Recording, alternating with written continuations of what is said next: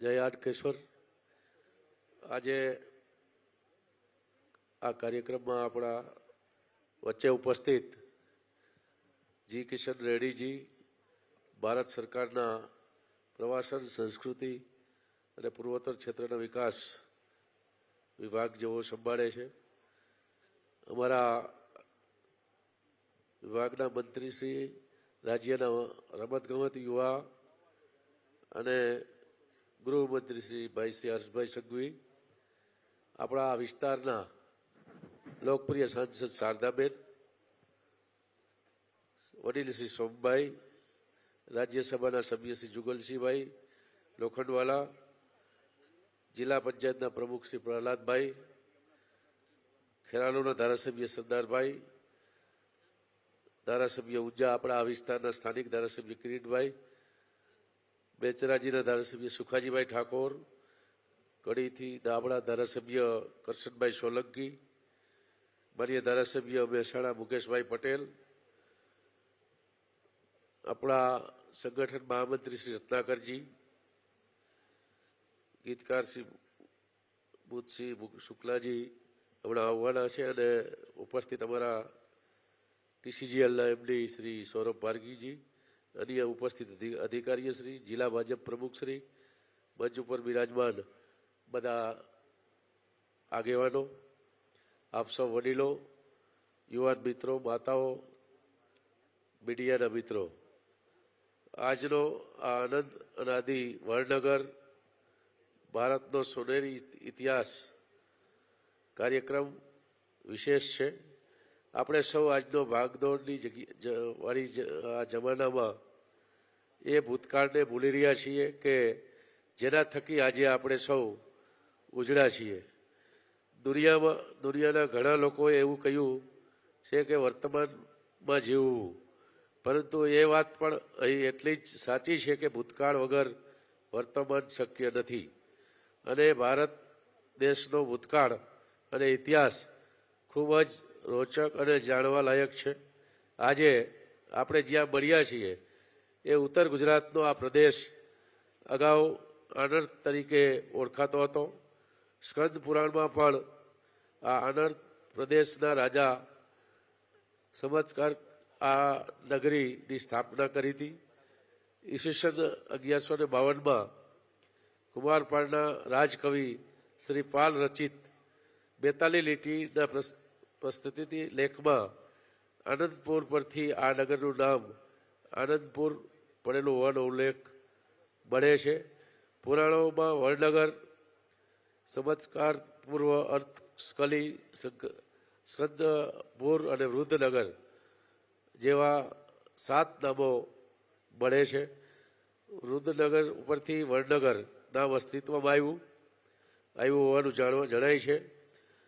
અબુલ ફઝલે તેના ગ્રંથ આઈને અફગરીમાં બરનગર અથવા વડનગરનો એક મોટો પ્રાચીન નગર તરીકે ઉલ્લેખ કરેલો છે। આ નગરમાં ત્યારે 3000 મંદિરો હતા અને તેમની નજીક તળાવો પણ હતા।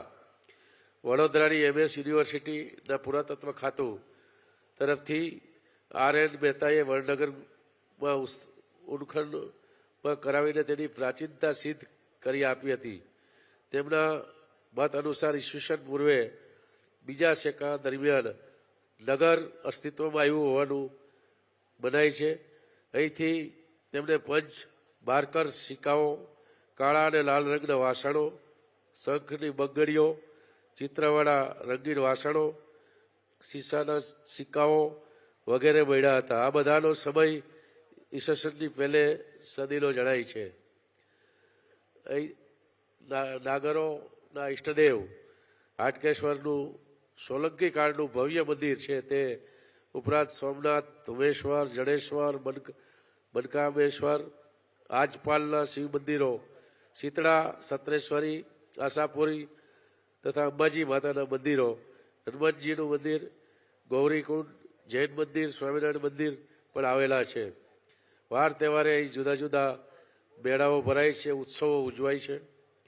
વડનગર એક ઐતિહાસિક શહેર છે। અહીં લગભગ 2700 વર્ષથી વધુ સમયથી માનવ વસવાટ થઈ રહ્યો છે. વડનગર ને પશ્ચિમ ભારતનું મહત્વનું વ્યાપાર કેન્દ્ર, ભૂમિ બંદર અને બૌદ્ધ ધર્મ ને પ્રશિક્ષણનું મહત્વ કેન્દ્રનું કેન્દ્ર માનવામાં આવ્યું છે. વર્ષ 2006માં જ્યારે આપણા વડનગરના જ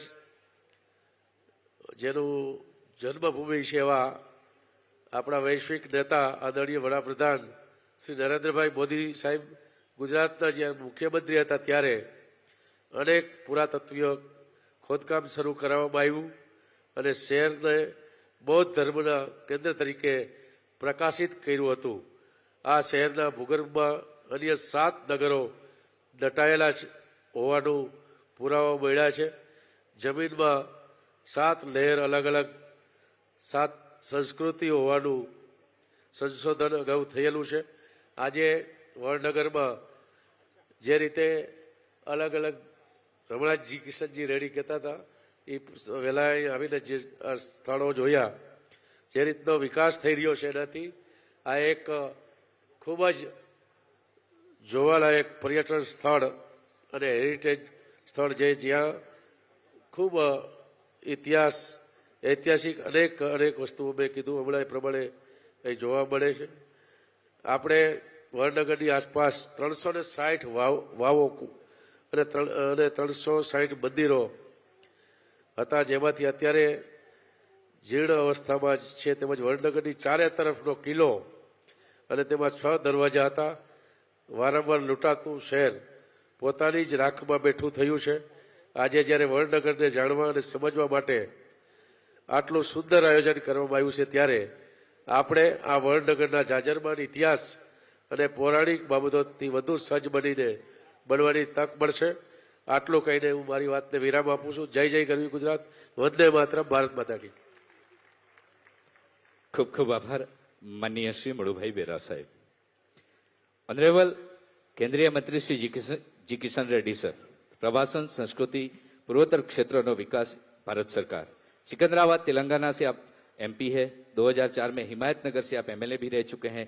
युवा भाजपा के अध्यक्ष के कार्यकाल के दौरान आपने वर्ल्ड यूथ काउंसिल टेररिज्म के खिलाफ लड़ने के लिए बनाया. I would like to request honourable union minister Shri G Kishan Reddy sir for his warm speech. Please welcome.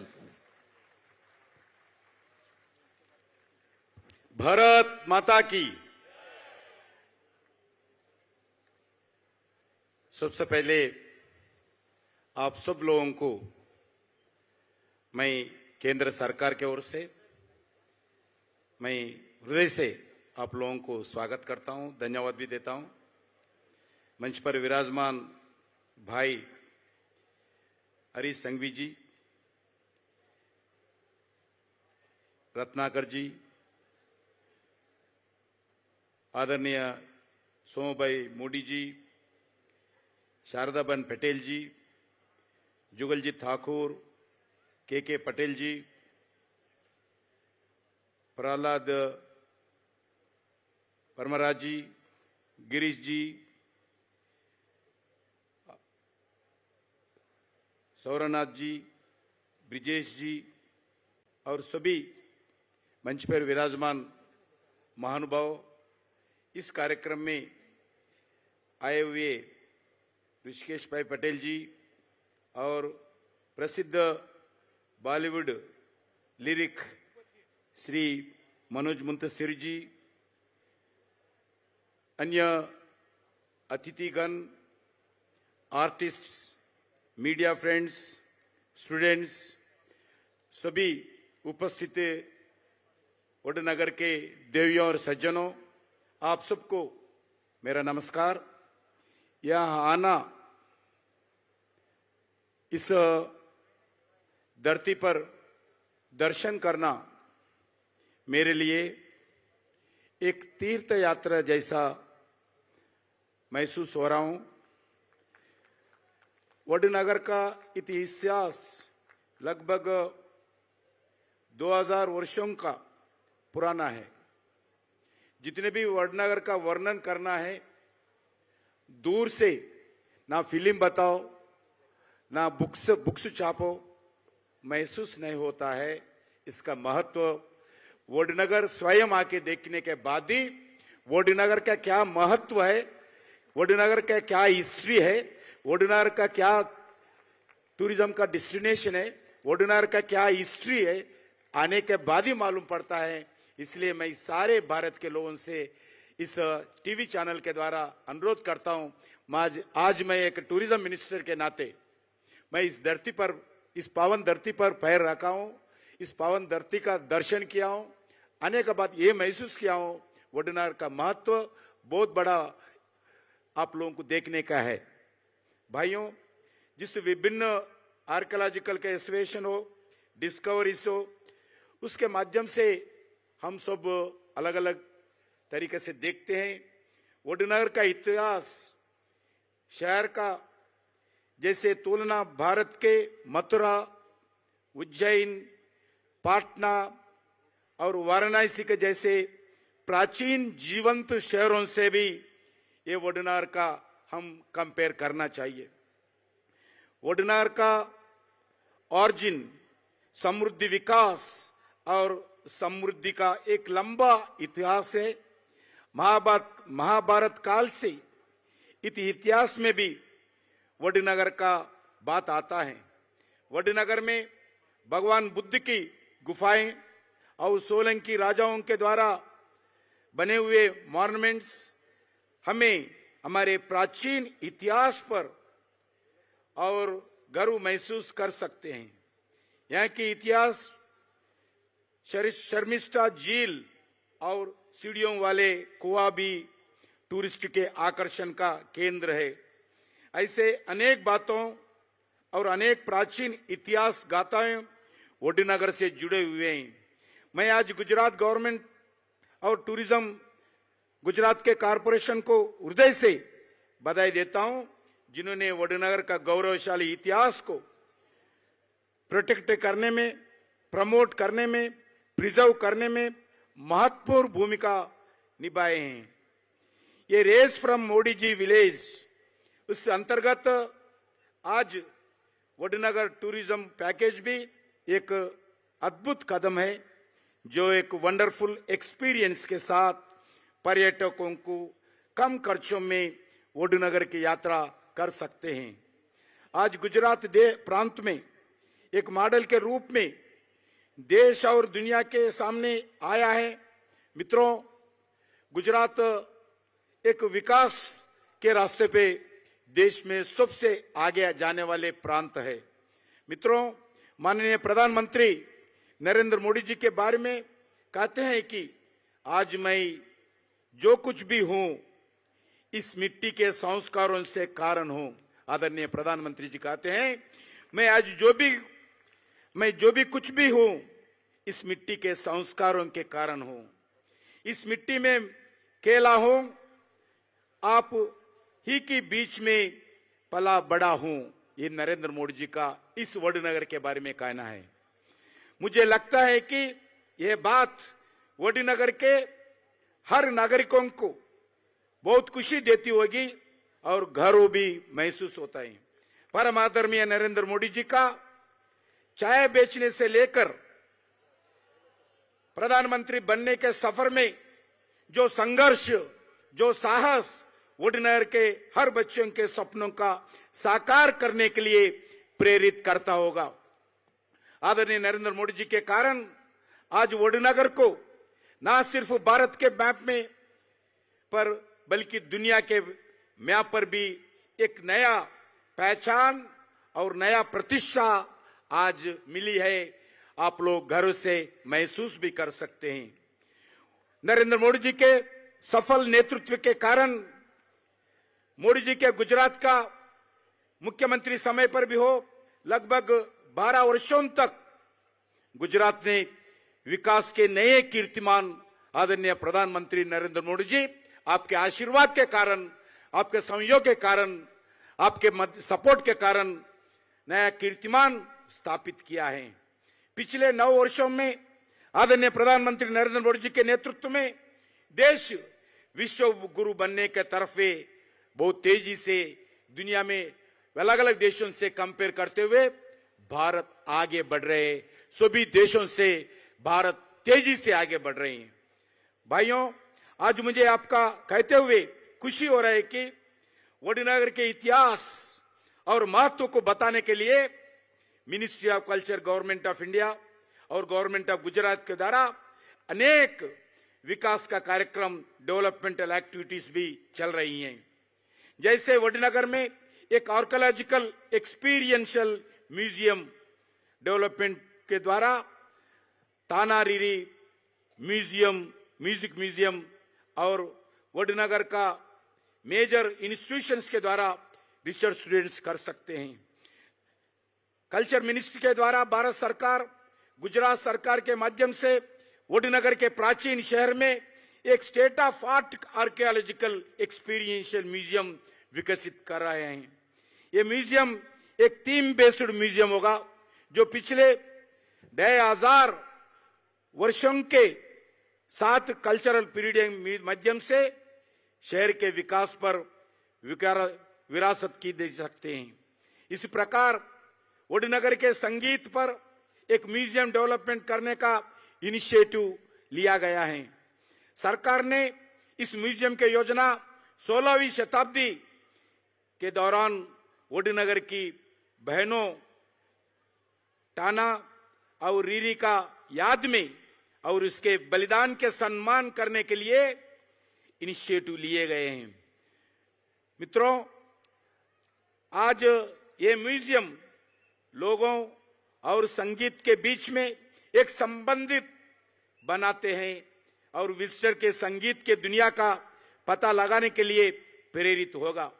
इन दोनों प्रोजेक्ट पर सरकार के द्वारा लगभग 277 करोड़ का खर्च होने वाले हैं।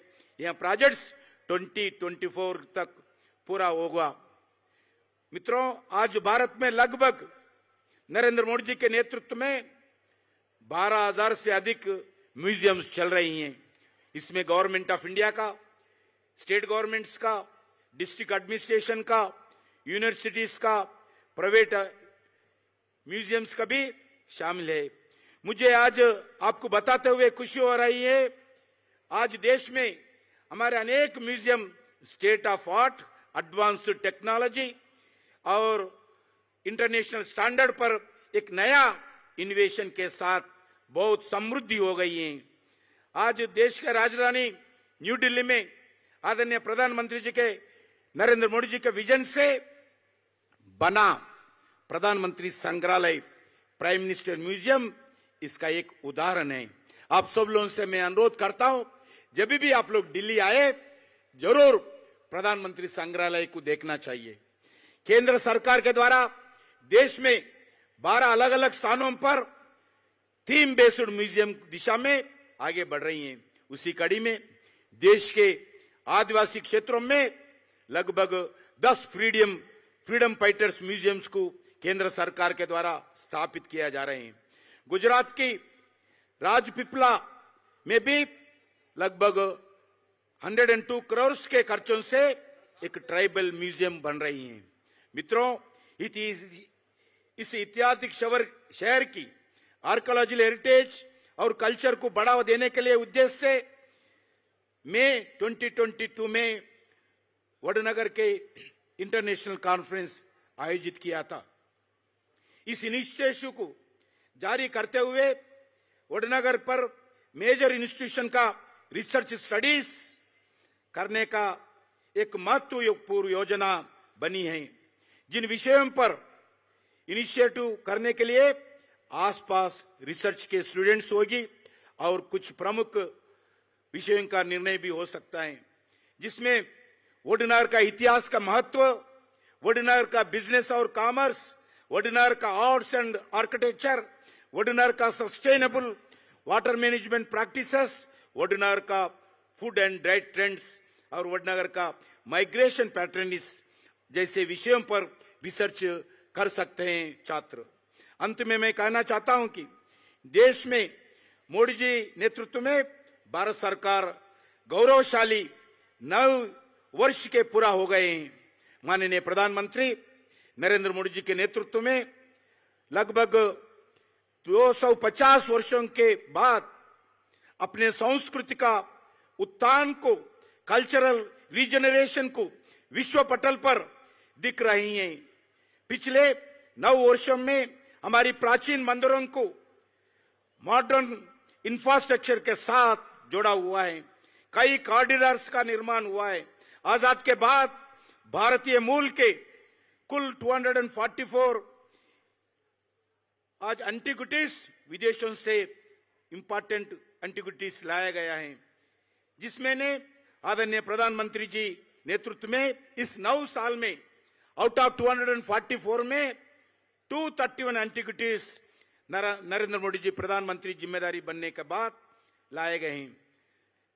प्रधानमंत्री जी सिर्फ भारत की पर्यटनों में बढ़ावा देते हैं और वैसा ही विदेशी पर्यटकों को भी दौरान भी भारतीय संस्कृति का और विरासत बढ़ाने के प्रयास करते हैं। उसके परिणाम आज कश्मीर से लेकर कन्याकुमारी तक टूरिज्म बढ़ते तेजी से बढ़ रही है। माननीय प्रधानमंत्री जी के मार्गदर्शन में थीम बेस्ड टूरिज्म कल्पना भी पूरा हो रही है।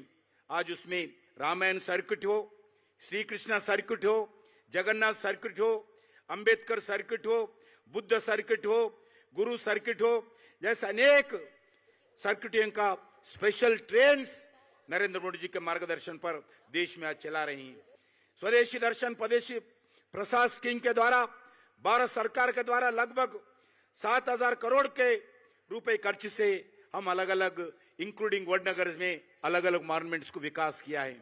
प्रधानमंत्री जी के नेतृत्व में आज भारत एक विकासशील भारत हो रही है। आज प्रधानमंत्री बताते हैं, रेड फोर्ट से भाषण में बताएं सारी देश के लिए 2047 में भारत एक डेवलप्ड कंट्री होना चाहिए, विकसित भारत होना चाहिए। इसके लिए हम पूरा देश के लोग राजनीति से उठकर, प्रांतों से उठकर, भाषा से उठकर, मत रिलीजियस से उठकर देश के विकास के लिए काम करना चाहिए। आदरणीय प्रधानमंत्री बोले हैं 2047 में रेड फोर्ट के ऊपर से जो भी पार्टी होगा, जो भी व्यक्ति होगा, प्रधानमंत्री के नाम पर झंडा लहराएगा, उनके नेतृत्व में भारत एक विकसित भारत बनना चाहिए। मैं सभी देश के नौजवान से आह्वान करता हूं, प्रधानमंत्री जी का जो अपील है हम स्वीकृत करेंगे। देश को एक भ्रष्टाचार मुक्त भारत, देश को एक परिवार राज के मुक्त भारत, विकास के रास्ते पर हम ले जाएंगे। इस शब्द के साथ मैं फिर एक बार इस पावन धरती पर, नरेंद्र मोदी जी का जन्म स्थान है और एक ऐतिहासिक धरती है।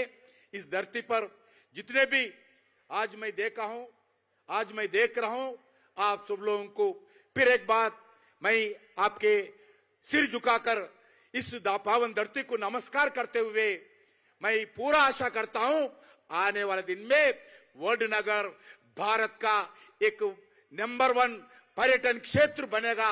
इसके लिए भारत सरकार के द्वारा हम पूरा कमिटमेंट के साथ नरेंद्र मोदी जी के नेतृत्व में काम करेंगे, हम सेवा भी करेंगे। बहुत बहुत धन्यवाद। भारत माता की जय।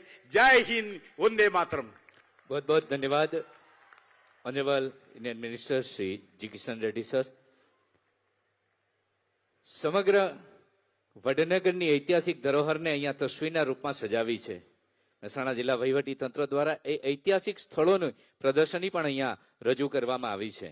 અને આજે આપણી વચ્ચે અનંત અનાદિ વડનગરમાં મનોજ મુંતશીર શુક્લાજી, બોલિવૂડના ખ્યાતનામ ગીતકાર, નેશનલ ફિલ્મ એવોર્ડ વિજેતા, વર્તમાનના ખૂબ જ વિખ્યાત લેખક, ભારતીય સિનેમામાં સારા ગીતોને જેમને રજૂ કર્યા છે, ઇન્ડિયન આઇડોલમાં ટીવી ક્ષેત્રમાં પ્રવેશની સાથે number 1 TV reality show India got talent 9ના જજ તરીકે પણ જેમની આગવી ઓળખ છે। આદિપુરુષ, મેદાન, ઇમરજન્સી અને ચાણક્ય જેવી આવનારી ફિલ્મો અને બાહુબલી 1 અને 2માં જેમને પોતાના ગીતો અને ડાયલોગ લખ્યા છે, એવા જોરદાર તાળીઓની ગુંજા સાથે મનોજ મુંતશીર શુક્લાજી। तालियों गुंज सतत चाली रही है। Please welcome sir. वडनगर की ऐतिहासिक भूमि में मनोज मुंतशिर शुक्ला जी का स्वागत है। मनोज मुंतशिर शुक्ला जी नवयुग के उन चुनिंदा लेखकों में से है जिन्होंने सिनेमा और साहित्य दोनों में उपलब्धियों का कीर्तिमान रचा है। नमस्कार, धन्यवाद बुलाने के लिए। आपका स्वागत करने के लिए ऐतिहासिक शुभ नाम दोबारा बताएं। वड़नगर की एक ऐतिहासिक भूमि में माननीय कलेक्टर साहब जी स्वागत करते हैं और दो तस्वीरों के साथ ऑनरेबल जी किशन रेड्डी सर और श्री मनोज मुत्सिर सर का स्वागत करने के लिए आकाश प्रजापति एएसआई ब्रांच 5 के वाटर कलर से जो तस्वीर बनाई आपने एएसआई के कर्मयोगी है और वो स्वागत करेंगे honourable Shri G Kishan Reddy sir first और श्री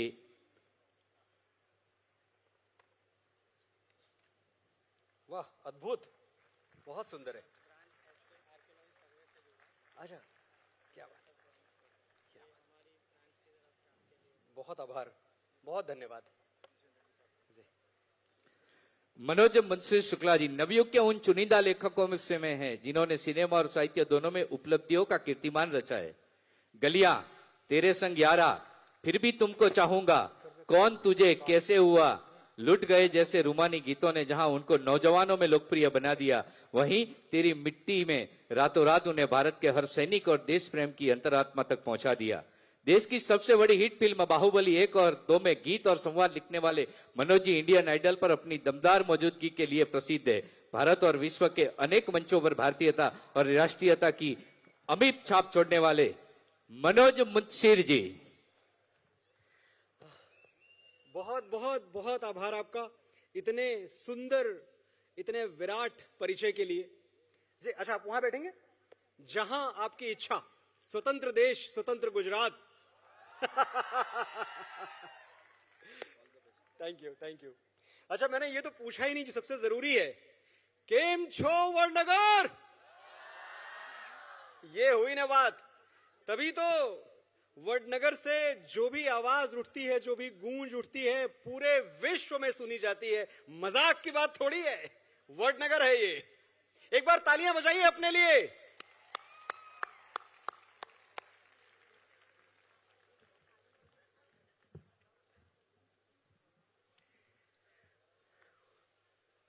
सब विराजमान हो जाएं अपनी जगह पे तो हम अपनी बात शुरू करें। बहुत कुछ है कहने सुनने को।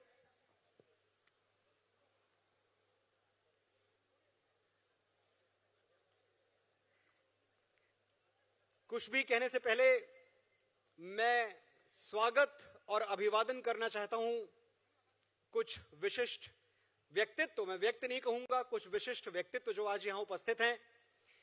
गुजरात सरकार के मंत्री माननीय श्री जी किशन रेड्डी जी, श्री मुड़ू भाई बेरा जी, हमारे, हाँ तालियां बजाइए, तालियां हर नाम पे बजनी चाहिए। मैं फिर से पढ़ता हूं, श्री जी किशन रेड्डी जी के लिए तालियां। ये हुई ना बात। जन प्रतिनिधि का स्वागत कैसे करते हैं, कोई वड़नगर से सीखे। श्री मुड़ू भाई बेरा जी के लिए तालियां। हमारे मित्र श्री हर्ष सांघवी जी के लिए जोरदार तालियां।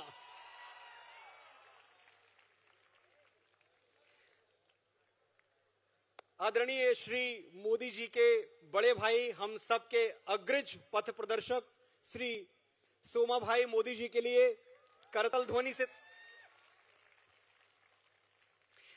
मेरे सीनियर श्री भाग्येश झा जी के लिए तालियां, जो वडनगर में और पूरे गुजरात में संस्कृति को जीवित रखे हुए हैं। हाँ, और अब सबसे जोरदार तालियां मैं बताऊंगा किसके लिए बजानी है आपको। देखिए, मैं देख रहा हूं इस कोने से लेके उस कोने तक और पहली पंक्ति से लेके अंतिम पंक्ति तक आपने ये कुर्सियां भर दी हैं। बहुत बहुत अच्छा किया, बड़ा उपकार, बड़ा आभार आपका। क्योंकि साथियों, भरी हुई कुर्सियां देखकर एक वक्ता को, एक कलाकार को, एक स्पीकर को वही खुशी होती है जो मेडल से भरा हुआ अपना सीना देखकर एक फौजी को, एक जवान को होती है। अपने जवानों के लिए तालियां बजा सकते हैं आप, कोई रोक टोक नहीं है। भारत माता की। तो मैं ये कह रहा था कि ये भरी हुई कुर्सियां देख के एक वक्ता को वही खुशी होती है जो मेडल से भरा हुआ अपना सीना देखकर एक फौजी को, एक जवान को होती है, या फसलों से भरा हुआ अपना खेत देखकर एक किसान को होती है। तो मेरे जीते हुए मेडल भी आप हैं, मेरी बोई हुई फसल भी आप हैं, इसलिए सबसे जोरदार तालियां आप अपने लिए बजाएं।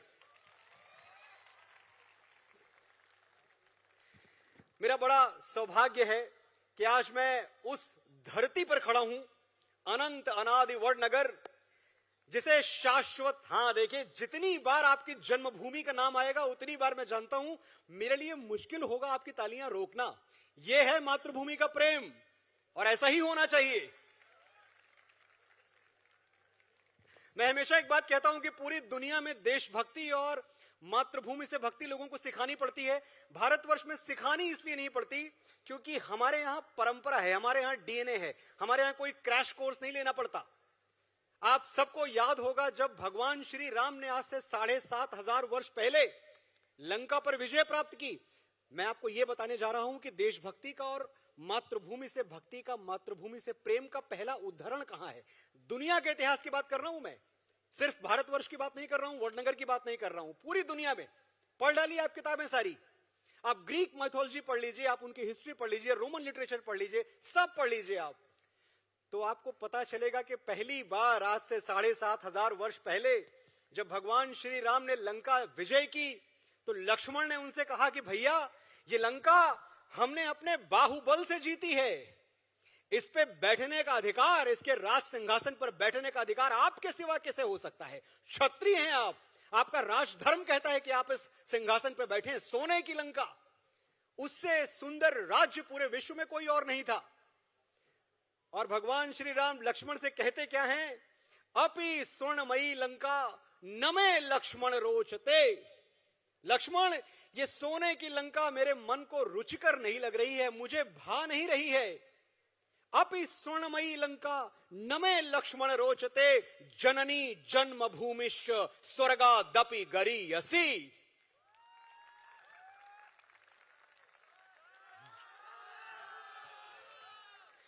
जननी और जन्मभूमि का स्थान स्वर्ग से भी ऊपर है। मां और मातृभूमि की तुलना दुनिया में किसी और से नहीं हो सकती। इसीलिए जितनी बार मेरी जिह्वा से वडनगर निकलता है, मैं देखता हूं इस पूरे सभागार का माहौल बदल जाता है, आप में ऊर्जा आ जाती है। आपको जो प्रेम है अपनी मातृभूमि से, उसके लिए मनोज मुंतशिर शुक्ला तालियां बजाना चाहता है। तो मैंने बात कहां से शुरू की थी कि आज मैं एक ऐसे नगर में खड़ा हूं जिसे शाश्वतता की उपाधि दी गई है। शाश्वतता, शाश्वत क्या है? जिसका ना आदि पता हो ना अंत पता हो, या फिर यूं कह लें कि आदि पता ना हो और अंत तो होना ही नहीं है, इसलिए शाश्वत है। वो नगर जिसके तार महाभारत काल से जुड़ते हैं। 5,000 वर्ष पहले महाभारत में जिस अनर्थपुर की बात की जाती है, वो यही आपका अपना वडनगर है। वो नगर जिसका वर्णन स्कंद पुराण में है। हम सब जानते हैं कितना पौराणिक नगर है ये। स्कंद पुराण में इसको चमत्कारपुर कहा गया है। चमत्कारपुर। और ऐसा क्यों कहा गया है? क्योंकि यहां भगवान श्री हाटकेश्वर विराजमान हैं, जिनका होना ही अपने आप में चमत्कार है। बोलिए मेरे साथ, हर हर महादेव। जटाओं में भगीरथी का है प्रवाह अनवरत, गले में लंबे लंबे सर्प शोभते हैं हार से। डमट डमट डमट डमट है डमरू नाद गूंजता, कि नृत्य तांडवी बहे है शिव के तार तार से। ओम नमः शिवाय। ये वो नगर है जिसको यूनेस्को ने अपनी वर्ल्ड हेरिटेज साइट की टेंटेटिव लिस्ट में रखा है। बहुत बड़ी बात है।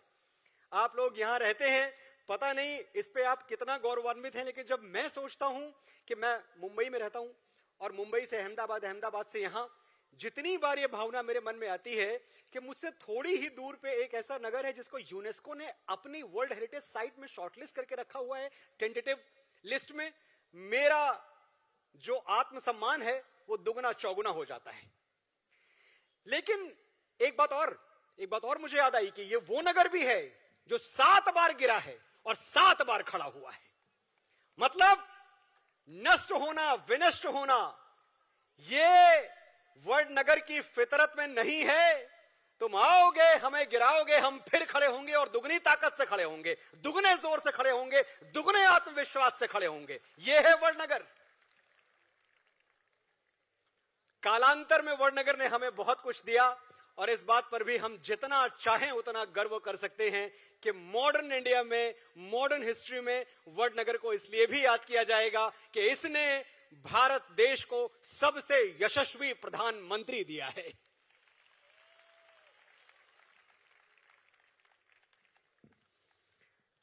लेकिन साथियों, एक प्रश्न यह है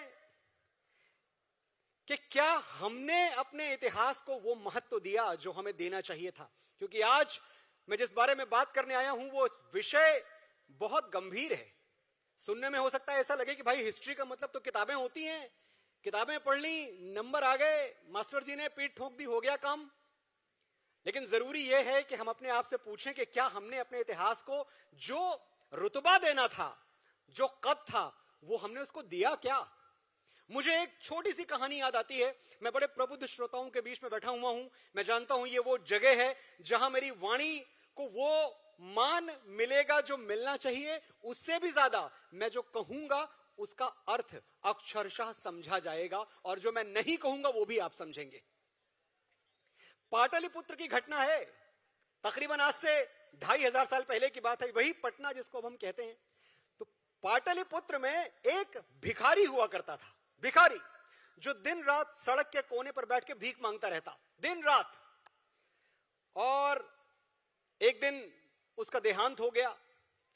राजा साहब थे, राजा साहब के सारे सैनिक आए, देखा कि भाई हाँ, यहां बहुत दिन से बैठ के भीख मांगता है, ये इसका टीन टप्पड़ है, इसकी कुटिया उटिया है और इसके बर्तन भांडे हैं, सब उठा के फेंक दिया गया, भूमि को समतल कर दिया गया, सब बराबर हो गया, साफ सुथरा कर दिया उस जगह को।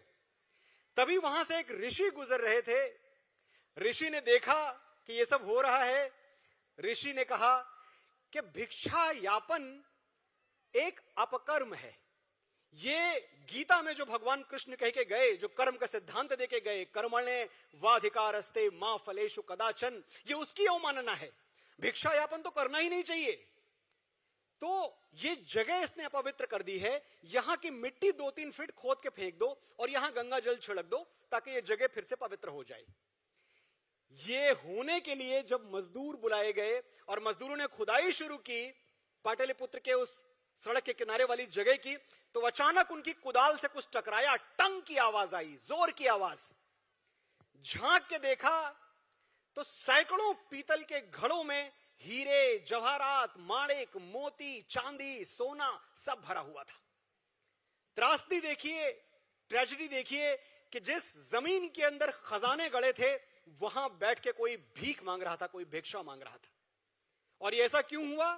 क्योंकि उसको, उस भिखारी को अपनी जमीन का मूल्य नहीं पता था, अपनी मातृभूमि का जिस जगह पे वो बैठा हुआ था उसकी कीमत नहीं पता थी, उसकी कदर नहीं पता थी। इसलिए 40 सालों तक जहां खजाने गड़े थे वहां बैठ के उसने भिक्षा मांगी। ये संदेश क्या है?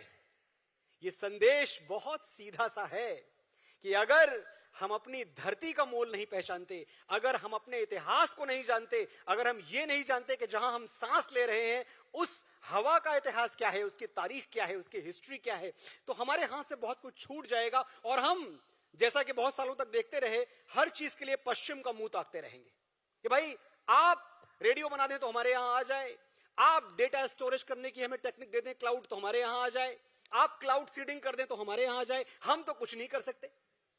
और मैं हमेशा यह बात सोचता हूं कि काश हमने इस बात पर आंसू बहाने के बजाय कि आजादी के बाद जो हमारी सबसे बड़ी आर्कियोलॉजिकल साइट्स थी, सबसे बड़ी, वो चाहे हड़प्पा हो, मोहनजोदाड़ो हो, तक्षशिला हो, पुष्कलावती हो, वो सब पाकिस्तान के इलाके में चली गई। ये सारी साइट्स, इन पे बड़ा गर्व है हमें और आज भी गर्व है, क्योंकि पाकिस्तान की तरफ चले जाने से ये पराई नहीं हो गई, ये अभी भी हमारी ही है। ये हमारी संस्कृति का हिस्सा है, हमारे राष्ट्र का हिस्सा है। हो सकता है हमारी भौगोलिक सीमा में ना आए, लेकिन जो हमारी राष्ट्रीय सीमा है उसमें मोहनजोदाड़ो भी है, हड़प्पा भी है, तक्षशिला भी है, पुष्कलावती भी है। तो हम इस बात पर परेशान होते रहे कि भाई ऐसी कोई आर्कियोलॉजिकल साइट हमारे पास अब क्यों नहीं है, हमारे भारत की जो भौगोलिक सीमाएं हैं, जो ज्योग्राफिकल बाउंड्रीज हैं, उसमें क्यों नहीं है। अगर हमने 1953 में जब पहली बार वडनगर का एक्सकेवेशन शुरू हुआ, अगर हमने उस वक्त उस गंभीरता से लिया होता जिस गंभीरता से पिछले कुछ दिनों में हमने लिया है, तो शायद वड़नगर से महाभारत के तार बहुत बहुत पहले जुड़ चुके होते। लेकिन देर आए दुरुस्त आए। मैं जब ये कहता हूं कि हमने इतिहास को गंभीरता से नहीं लिया, तो ये बात मैं ऐसे ही नहीं कहता। मेरे पीछे, इस बात के पीछे बहुत ठोस और मजबूत कारण है बोलने के। 2500 साल पहले की घटनाएं अगर आप देखें, या 1500-1600 साल पहले जाएं, कालिदास 1500-1600 साल पहले इसी भारतवर्ष में काव्य रचना कर रहे थे। उन्होंने मेघदूतम लिखा। आप सब जानते हैं, उनके नाम से परिचित हैं, उनके काम से परिचित हैं। अब कालिदास ने मेघदूतम में जो लिखा वो था क्या? मेघदूतम हमारा इतिहास है। पहले तो हमें बहुत गर्व होना चाहिए कि ऐसे शास्त्र, ऐसे काव्य हमारे यहां लिखे गए हैं। कालिदास मेघदूतम में लिखते हैं कि यक्ष और यक्षिणी जो एक दंपति थे, जिनका विवाह हो चुका था, शादीशुदा थे, किसी वजह से उनको अलग होना पड़ा। यक्षिणी जो पत्नी थी वो रह गई अलकापुरी में। अलकापुरी यानी आज का नेपाल, अगर आप आज के हिसाब से समझना चाहें तो नक्शे पे। और यक्ष आ गया सरगुजा पर्वत। सरगुजा पर्वत यानी आज के हिसाब से इंदौर। अब आप नेपाल और इंदौर की दूरी देखें तो वो नवविवाहित यक्ष जब उसको अपनी पत्नी को प्रेम का संदेशा भेजना होता कि हमारे बीच में दूरी बहुत है, फासला बहुत है, मेरे मन में जो उद्गार हैं, जो भावनाएं हैं, जो प्रेम है, मैं व्यक्त कैसे करूं, तो वो करता क्या था? कालिदास मेघदूतम में लिखते हैं कि वो सरगुजा पर्वत की एक चोटी पे जाता, बादलों की ओर देखता और बादलों से कहता कि तुम तो कहीं भी आ जा सकते हो, तुम्हें तो कोई नहीं रोकता। तो मेरी भावनाएं, मेरा प्रेम भरा उद्गार, मेरे प्रेम भरे शब्द, मेरी वो कविताएं जो मैंने अपनी पत्नी के लिए लिखी हैं, वो सब मैं तुमको सुनाता हूं, वो तुम सुनो। और ये मेरे सारे शब्द, सारी कविताएं ले जाके मेरी पत्नी की छत पे बरसा दो। ये कालिदास ने मेघदूतम में लिखा है। और जानने वाली बात क्या है कि यही तो है क्लाउड में डेटा स्टोर करने की टेक्नोलॉजी जो हम कहते हैं कि हमें अमेरिका ने दी। 1600 साल पहले कालिदास क्लाउड में डेटा अपलोड करने का और डेटा डाउनलोड करने का ज्ञान देके चले गए थे, लेकिन हमने गंभीरता से नहीं लिया। अपने भारत पे गर्व हुआ आपको? हुआ कि नहीं? बोलिए हाँ हुआ। तो फिर आपको ले चलता हूं। देखिए फिर से, ये 400-500 साल पहले जो देश दुनिया में आए, इसके पहले तो नक्शे पर भी नहीं थे। मैं अमेरिका, ब्रिटेन जैसे देशों की बात कर रहा हूं। ये हमें बताते हैं कि भैया लोकतंत्र हमने तुमको सिखा दिया, तुम्हें तो लोकतंत्र पता ही नहीं था। कालिदास की दूसरी कृति अगर आप देखें पलट के, जिसका नाम है अभिज्ञान शाकुंतलम। अभिज्ञान शाकुंतलम में आप देखेंगे कि एक रात जब शकुंतला गर्भवती थी और दुष्यंत भूल चुके थे कि उनका प्रेम शकुंतला से रहा है, वो एक रात्रि शकुंतला के साथ बिता के आए हैं। तो जब गर्भ धारण किया शकुंतला ने, तो कण्व ऋषि की पत्नी जो शकुंतला की मां थी, मां मेनका लेके नगर में आती हैं दुष्यंत से मिलाने शकुंतला को। और वो दुष्यंत के महल के आगे पहुंचती हैं। और जो कुछ भी मैं आपको बता रहा हूं, ये बात दिमाग में रखिएगा कि ये 1600 साल पहले की घटना है, आज की कल की नहीं है। वो अपनी बेटी को लेके, गर्भवती बेटी को लेके जाती हैं और द्वारपाल से पूछती हैं, क्या ये दुष्यंत का महल है, राजा दुष्यंत का? द्वारपाल कहता है, हाँ मां, ये राजा दुष्यंत का महल है। मां कहती है कि मैं कब मिल सकती हूं उनसे, मैं बड़े दुख में हूं, मेरा उनसे मिलना बहुत जरूरी है। आधी रात की बात है, अर्धरात्रि। द्वारपाल कहता है, अगर आप दुख में हैं मां, तो ये महल का द्वार है, इस महल के द्वार पे एक घंटा बंधा हुआ है, इस घंटे में एक रस्सी बंधी हुई है, खींचिए रस्सी। घंटे के शोर से महाराज दुष्यंत आधी नींद में सोते हुए उठ के आएंगे और आपकी फरियाद सुनेंगे, आपकी बात सुनेंगे। ये सुनते ही मां मेनका पूछती हैं कि ऐसा होता है क्या राजा अपनी निद्रा में विघ्न डाल के मुझ दुखियारी की फरियाद सुनने आएगा? द्वारपाल ने कहा, ऐसा ही होगा मां, क्योंकि ये लोकतंत्र है, डेमोक्रेसी। बहुत पढ़े लिखे लोग बैठे हैं और मैं पूरी दुनिया के विद्वानों को चैलेंज करता हूं कि भैया ये 1600 साल पहले हमने डेमोक्रेसी वर्ड, लोकतंत्र वर्ड तुमको दिया, तुम बताओ अगर इसके पहले किसी ने सोचा हो, किसी मैकियावेली ने इसके पहले सोच लिया हो? तो ये भी हमने दिया। कुल मिला के जो बात है 100 की सीधी, वो ये है कि हमें अपने इतिहास को गंभीरता से लेना चाहिए। अगर हमने गंभीरता से लिया होता तो जो टेलीविजन, जिसका हम श्रेय रशिया को देते हैं, जेल बेड को, कि भाई टीवी बना दिया, तो महाभारत के मैदान में जब संजय आंखों देखा हाल सुना रहे थे धृतराष्ट्र को, तो वो टीवी नहीं था तो क्या था? अब कोई ये तो ना कहे कि भाई रशिया का वजूद या फिर जेल बेड वो धृतराष्ट्र और संजय के पहले हुए थे, ऐसा तो था नहीं। ये हमारा इतिहास। आप और सोचें, वैमानिक यंत्र, ये जिस चैनल पे आज आप डिस्कवरी पे वो देखेंगे हमारा शो, यही चैनल आप कभी देखेंगे गौर से तो आपको मिलेगा 6,500 साल पहले हमारे यहां वैमानिक यंत्र लिखा गया है, जिसमें क्लियरली मेंशन है कि जहाज कैसे बनते हैं, कॉकपिट का डिजाइन क्या होता है, जहाज का जो एरोडायनेमिक स्ट्रक्चर है वो क्या होता है और जहाज कैसे उड़ता है। 6,000 पहले का ग्रंथ है, हिस्टोरिकली प्रूवन ग्रंथ है। हमने उसको भी सीरियसली नहीं लिया, वरना 1903 में राइट ब्रदर्स हमें बना के देते हैं जहाज, हम तो कब का बना चुके होते अगर हमने अपने इतिहास को गंभीरता से लिया होता। किष्किंधा, रामायण काल की बात करें, आप चले जाइए हम्पी की तरफ। हम्पी दक्षिण भारत में जो उस जमाने का किष्किंधा था, आपको हेलीपैड्स मिलते हैं। बड़े बड़े साइंटिस्ट, बड़े बड़े जियोलॉजिस्ट आके उसको देख के चले गए, बोले ये जो टेबल माउंटेन है जो इतना फ्लैट किया गया है, इसका तो एक ही प्रयोजन हो सकता था अतीत में, और वो है कि यहां हवाई जहाज लैंड होते रहे हों। 7,000 साल पहले हमारे यहां हवाई जहाज लैंड हुआ करते थे। ये कोई झूठ नहीं है, अब दुनिया के बड़े से बड़े विद्वान मानते हैं। बहुत कहानियां हैं, अगर मैं इस पे बोलने पे आया तो मुझे लगता है पूरा 1-2 दिन निकल जाएगा। अगस्त्य मुनि, एक आखिरी बात आपको और बताता हूं मैं। अगर अब आपसे मैं पूछूं कि भाई बिजली का आविष्कार किसने किया था, तो आप बताएंगे एडिसन ने किया था। टेस्ला का भी उसमें थोड़ा बहुत योगदान हो सकता है। अब अगस्त्य मुनि तो एडिसन और टेस्ला के बहुत पहले थे ना। अगस्त्य मुनि ने बाकायदा ऑल्टरनेटिंग करंट का डायग्राम बनाया हुआ है, आप जाके देखें। 8,000 साल पुराने ग्रंथ में इस बिजली की शक्ति को जो नाम दिया गया है वो नाम है मित्र वरुण शक्ति। मित्र वरुण शक्ति इज टेक्निकली इलेक्ट्रिसिटी। हमने कभी गर्व ही नहीं किया इस बात पे कि जब 0 दिया मेरे भारत ने दुनिया को, तब गिनती आई। बड़ी गिनतियां सीख ली तुमने। एक आर्यभट्ट ने 0 न दिया होता तो हम देखते तुम क्या क्या सीख लेते। जब 0 दिया मेरे भारत ने दुनिया को, तब गिनती आई। तारों की भाषा भारत ने दुनिया को पहले सिखलाई।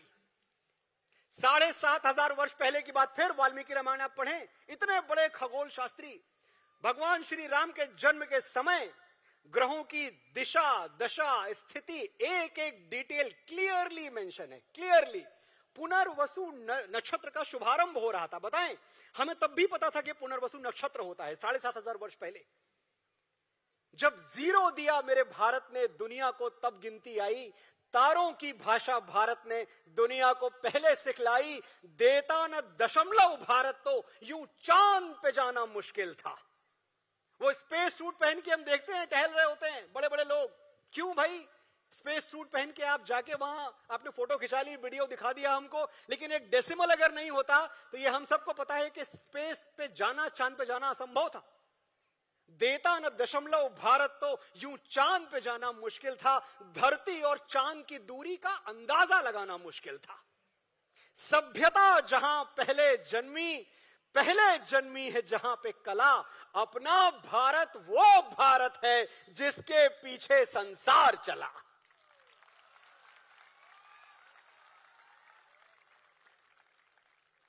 तो जब कभी आपको अपना परिचय देना हो, जब आपको कभी ये लगे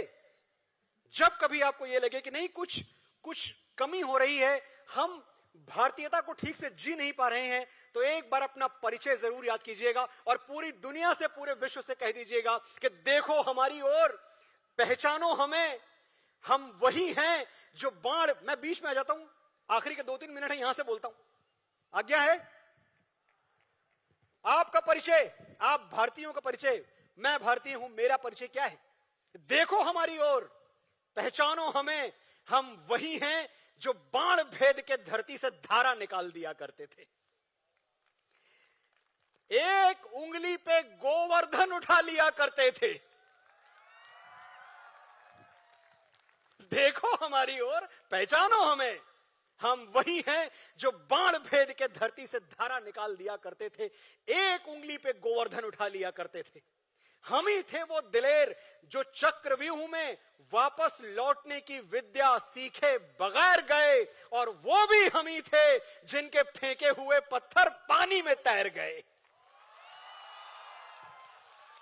जय श्री राम, जय जय श्री राम। हम ही थे वो दिलेर जो चक्रव्यूह में वापस लौटने की विद्या सीखे बगैर गए, और वो भी हम ही थे जिनके फेंके हुए पत्थर पानी में तैर गए। हम मारना भी जानते हैं और बचाना भी। हमने दुश्मनों के लिए फाइटर जेट्स बनाए, संगीन बनाई, और जब जिंदगी की सांस टूटने लगी तो हम ही ने वैक्सीन बनाई। इसी वड़नगर के एक बेटे ने करोड़ों जानें बचा ली, सिर्फ भारतीयों की नहीं पूरी दुनिया में। वैक्सीन मैत्री हम सबको पता है, और सिद्ध कर दिया कि सचमुच हम वो हैं जो वसुधैव कुटुंबकम में विश्वास रखते हैं, सर्वे भवन्तु सुखिनः, सर्वे सन्तु निरामया की भावना में विश्वास रखते हैं। वैक्सीन पे लिखा भी हुआ है, कभी अब अगर आप ध्यान से पढ़ें, हमने वैक्सीन पे लिख दिया सर्वे संतु निरामया, यानी ईश्वर सिर्फ हम पर ही नहीं, प्राणी मात्र पर, हर किसी पर करे दया। हम जाबाज हैं, जियाले हैं, आंधियों से खेले हैं, बिजलियों के पाले हैं। हम शांति का सवेरा हैं, मानवता के उजाले हैं, पहचानो हमें, हम भारत वाले हैं। साथियों, जिस अवसर के लिए आज हम यहां आए हैं, वो डॉक्यूमेंट्री मुझे आदेश हुआ है कि मैं आप सबके लिए यहां प्रस्तुत करूं। उसके पहले एक और आदेश एक कागज की पर्ची पे मेरे पास आके रखा गया।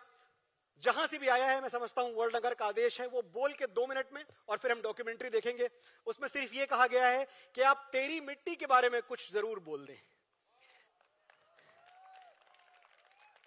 आप चाहते हैं मैं तेरी मिट्टी के बारे में 2 मिनट कुछ बोलूं? फिर से वड़नगर अपना राष्ट्र प्रेम दिखा रहा है, फिर से वड़नगर यह सिद्ध कर रहा है कि अपने सैनिकों से कितना प्रेम है आपको। साथियों, मैं जिस देश में हूं, इस देश का जब मैं इतिहास पलट के देखता हूं, और अगर बहुत रीसेंट हिस्ट्री पलट के देखूं, अभी थोड़े दिनों पहले की 99 में कारगिल का युद्ध हुआ था। 99 की हिस्ट्री, बहुत दूर ना जाएं आप अगर YouTube पे भी थोड़ी देर बैठ जाएं, 45 मिनट्स आप YouTube पे बैठें और देखें कि कारगिल की विजय आपको मिली कैसे, तो आपकी छाती चौड़ी हो जाएगी ये सोच करके इस देश का नौजवान कितना बलशाली, कितना कमिटेड, कितना डेडिकेटेड, कितना कर्तव्य परायण है। 22 से 24 साल की उम्र थी उनकी, जिन्होंने कारगिल जीत के हमें दे दिया। उन लड़कों की सिर्फ 22 से 24 साल। यहां बहुत सारे मेरे नौजवान साथी बैठे हुए हैं, मेरा यूथ बैठा हुआ है। मैं बताना चाहता हूं कि जब जितनी बार हम कहते हैं कि हम विश्व गुरु बनेंगे, तो हम आप ही के दम पे कहते हैं, कोई और ताकत नहीं है हमारे पास, आप ही के दम से हम विश्व गुरु बनेंगे। 22 से 24 साल के लड़के, और इनकी भावना क्या थी, इनकी अदम्य इच्छा शक्ति कहां से जन्म लेता है तेरी मिट्टी में, यह बताता हूं आपको। ये जब कैप्टन विक्रम बत्रा की बात कर लें, कैप्टन मनोज पांडे, अनुज नायर, शेरशाह फिल्म आपने देखी होगी, बंकरों पे बम गिरा के बोल जिंदाबाद तू, शेरशाह हरदम रहेगा सरहदों को याद तू, फूंकता जा जालिमों की बस्तियां, दुश्मनों को क्या पता है आग की औलाद तू।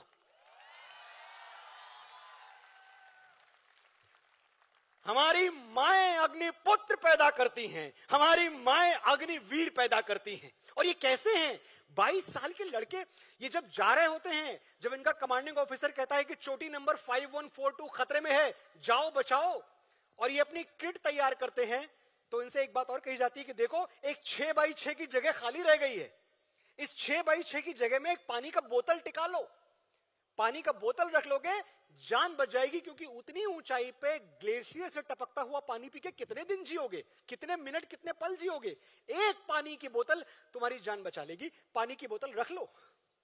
वो 6x6 की खाली जगह को देखते हैं, पानी की बोतल को देखते हैं, और बगल में 20 गोलियों की एक मैगजीन पड़ी होती है, उसको भी देखते हैं, और सोचते हैं कि ये पानी की बोतल इसमें रखूं, इससे अच्छा है एक मैगजीन रख लेता हूं 20 गोलियों की। हो सकता है पानी न पीने से मैं अकेला मर जाऊं, लेकिन अगर बच गया और ये गोलियां मेरे पास रही तो 20 दुश्मन मार गिराऊंगा।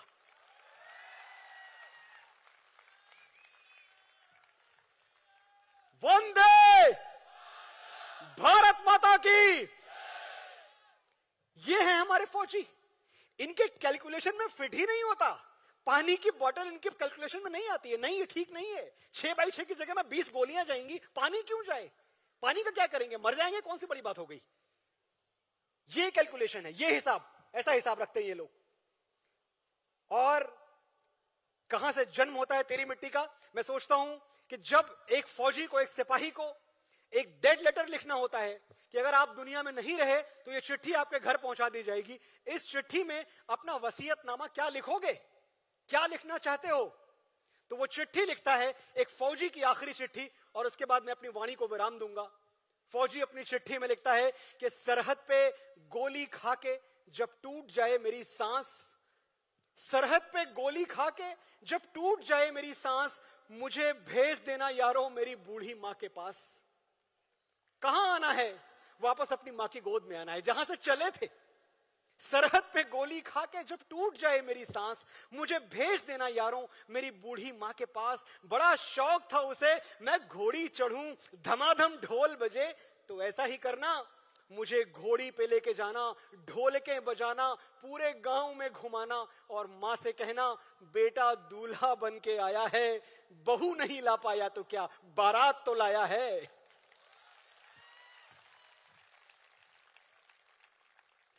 मेरे बाबूजी पुराने फौजी बड़े मनमौजी, कहते थे बच्चे तिरंगा लहरा के आना या तिरंगे में लिपट के आना। कह देना उनसे मैंने उनकी बात रख ली, दुश्मन को पीठ नहीं दिखाई, आखिरी गोली भी सीने पे खाई।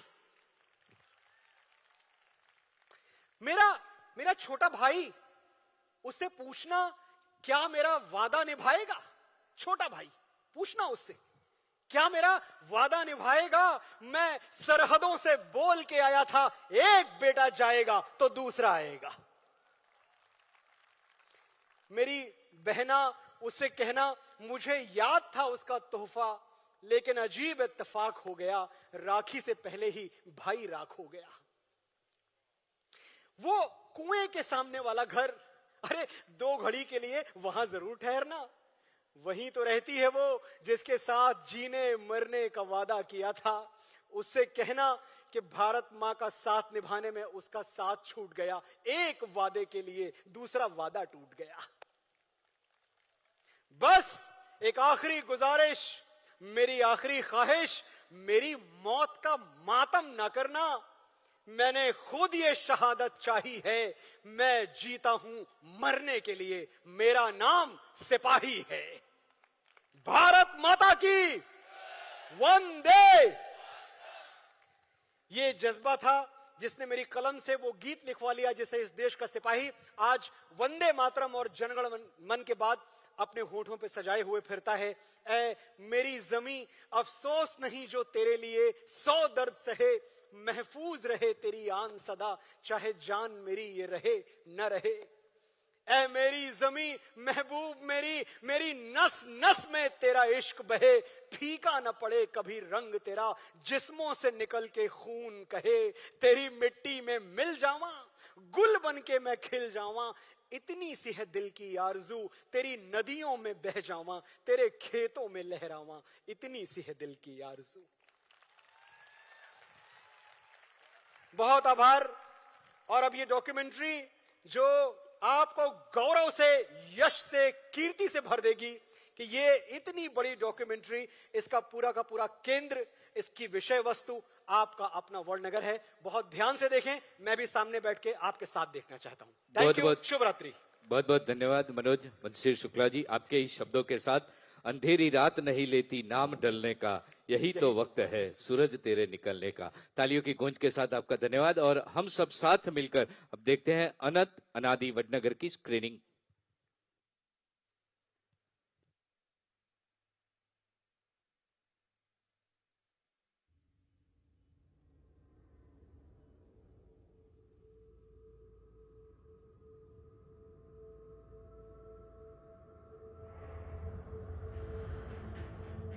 उत्तर गुजरात में वडनगर एक बहुत बड़ा टाउन है और फुट हिल्स में है, अरावली और कोस्ट के बीच में। रुपेन नदी हमें दिखाई देती है। साबरमती नदी आज 14 किलोमीटर की दूरी पर है। थोड़ा आगे जाओ तो समुद्र है। बहुत बड़ा माउंट के ऊपर है आज का जो शहर है। मनुष्य के बार बार निर्माण कार्य से नए एडिशंस हुए, जो आज हमें एक 24 मीटर का माउंट देखने को मिलता है। Vadnagar is a living town and archaeologically having a long history. इसको स्कंद पुराण में बोला गया है, बौद्ध धर्म सूत्र में बोला गया है। विद्वत्ता के लिए जाना जाता है, ब्राह्मणों के लिए जाना जाता है, अपने आर्किटेक्चर के लिए जाना जाता है। Very complicated and very sophisticated temples were being built there. बौद्ध धर्म बड़े रूप में यहाँ पे फैला हुआ था। जैनों का जो धर्म ग्रंथ है कल्पसूत्र, उसकी प्रथम वाचना वडनगर में की गई थी। यहाँ सभी धर्मों के लोग बड़े आराम से रहते थे। One of the most important land ports of the country, Vadnagar, Sthalapattanam. So places like Vadnagar must have faced the attack immediately. Monasteries and temples were destroyed. Vadnagar में देख सकते हो 2200 साल में क्या क्या डिफेंस को लेके बदलाव किया गया है। ये शहर 8 बार गिरा है, 7 बार खड़ा हुआ है। वडनगर के लोगों ने सिस्मिक इवेंट एक्सपीरियंस किया है। People were so resilient that they not only have learned, they have also coped up. Environmental engineering Vadnagar का इतिहास हमें बताता है। इस जगह में कोई स्पेशल टाइप की एनर्जी है जिसकी वजह से ये खत्म नहीं कभी हुआ। कि ये बस्ती अभी भी निरंतर चल रही है, एक बहुत बड़ी मतलब उपलब्धि है उन लोगों की जिन्होंने इसकी स्थापना की है।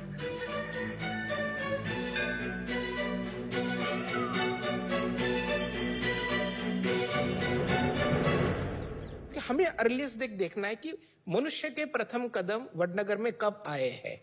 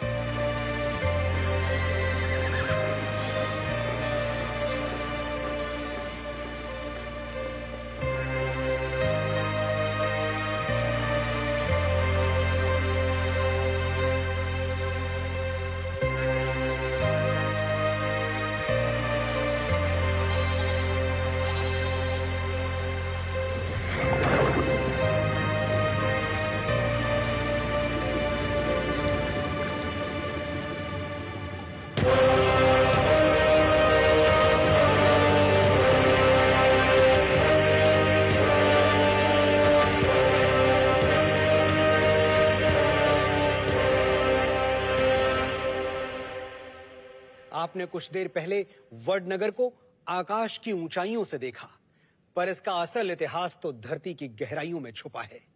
इतना गहरा कि कल्पना नहीं की जा सकती, और अति विशेष इसलिए क्योंकि ये भूमि अपनी शुरुआत से लेकर आज तक कभी मानव रहित नहीं हुई, जीवंत रही। कोई बड़ा शहर या महानगर नहीं, एक छोटा सा नगर है वडनगर, पर इसका इतिहास बड़े बड़ों से बड़ा। भारत के मदुरै, उज्जैन, पाटलिपुत्र, इंद्रप्रस्थ और काशी की तरह वडनगर को शाश्वतता की उपाधि दी गई है।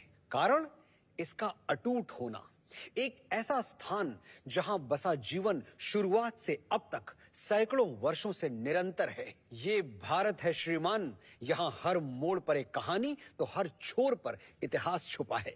सादर प्रणाम। मैं आपका सूत्रधार मनोज मुंतशिर शुक्ला आज वडनगर के भीतर छुपे रहस्यों की अनोखी यात्रा में आपका स्वागत करता हूं। ऐसे रहस्य जो ना कभी सुने गए, ना देखे गए। भारतीय पौराणिक इतिहास महाभारत में आनर्त क्षेत्र से जुड़े कई महत्वपूर्ण प्रसंग मिलते हैं। आनर्त क्षेत्र जो आज के समय का उत्तर गुजरात है और इसी क्षेत्र में बसा है वडनगर, जिसे आनर्तपुर भी कहा गया है। आनर्त क्षेत्र और आनर्तपुर ये संयोग है या कोई जुड़ाव, ये खोज का विषय है। सन 1947 में हुए भारत विभाजन के बाद मोहनजोदड़ो, हड़प्पा, तक्षशिला, पुष्कलावती ऐसे कई ऐतिहासिक स्थल भारत की सीमा में नहीं रहे। ये वो स्थान थे जो अब तक भारत की सबसे पुरानी सभ्यताओं का प्रमाण थे। उसी दरमियान नए भारत में फिर से पुरातात्विक खोजों का सिलसिला शुरू हुआ। ऐसी जगहों को चुना गया जो भारत की छुपी हुई संस्कृति और सभ्यता को सामने ला सके। आर्कियोलॉजिस्ट को ऐसे कई स्थानों पर सफलता मिली। सन 1953 में वडनगर को भी चुना गया और वडनगर से मिले परिणामों ने यहाँ दबे रहस्यों की शुरुआती परतें हटा दी। First important excavation carried out by the Maharaja Sayajirao University is the excavations at Vadnagar. इन्होंने इंडो रोमन ट्रेड के बारे में बोल रहे हैं, जिसमें रेड पॉलिश्ड बैट टाइप की पॉटरी मिल रहा है और कॉन्शियल बैंगल इंडस्ट्री यहाँ पे इम्पोर्टेंट है। कुछ सिक्के मिले थे, लोहे की वस्तुएं भी मिली थी और टेराकोटा भी मिले थे। And these terracotta tablets normally associated with Buddhist settlement. They have given some clue. तो इससे इतना तो निश्चित हो गया कि वडनगर का जो है कि काफी रिच साइट है ये और इसमें और कुछ होना चाहिए। कुछ नहीं, बहुत कुछ था जो वडनगर ने अपनी सतह में छुपा रखा था। इस नगर की शुरुआत और 10वीं शताब्दी के बाद की जानकारी के कोई प्रमाण नहीं थे। ये खोज दुर्ग में बसे वडनगर के बाहर की गई थी, तो माना गया कि अनसुलझे पहलू शायद नगर के भीतर छुपे हों। पर शहर में उत्खनन कैसे किया जाता, क्योंकि घनी बस्ती में खुदाई के लिए जगह ही नहीं थी। एक्सकेवेशन को रोक दिया गया। पर इतिहास स्वयं को सामने लाना चाहता है तो किसी न किसी रूप में ले ही आता है। सन 1992, 40 वर्षों बाद खेत में जुताई के दौरान एक चांस डिस्कवरी हुई, जिससे वडनगर में बड़े स्तर पर बौद्ध धर्म से जुड़े अवशेषों की चर्चाएं होने लगी। बोधिसत्व की एक मूर्ति मिली जो गांव से दक्षिण दिशा में लगभग 1 किलोमीटर दूर मलावड़ी तालाब वहां से मिली। ये मथुरा शैली में बनी हुई है। इस तरह की प्रतिमा नेशनल म्यूजियम में भी देख सकते हैं। उसका साइज इस मूर्ति से काफी बड़ा है। वडनगर से मिली हुई मूर्ति में अभिलेख लिखा हुआ है। पढ़ा गया तो यह पता चला कि यह संबती भिक्षुओं का एक चैत्य है जिसके लिए मूर्ति लाई गई थी। Possibly the earliest statue of Buddhism found in this part of the world. उससे ये पुष्टि हुई कि ह्वेनसांग ने जो कहा था वो बौद्ध मठ यहाँ हो सकते हैं।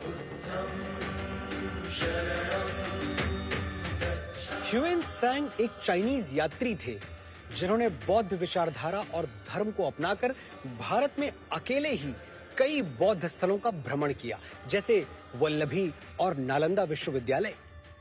7वीं शताब्दी यानी आज से लगभग 1300 वर्षों पहले आनंदपुर भी उस यात्रा का एक अहम पड़ाव था। ओनंतोपुलो जो नाम जो है ह्वेनसांग ने दिया है वो आनंदपुर ही था।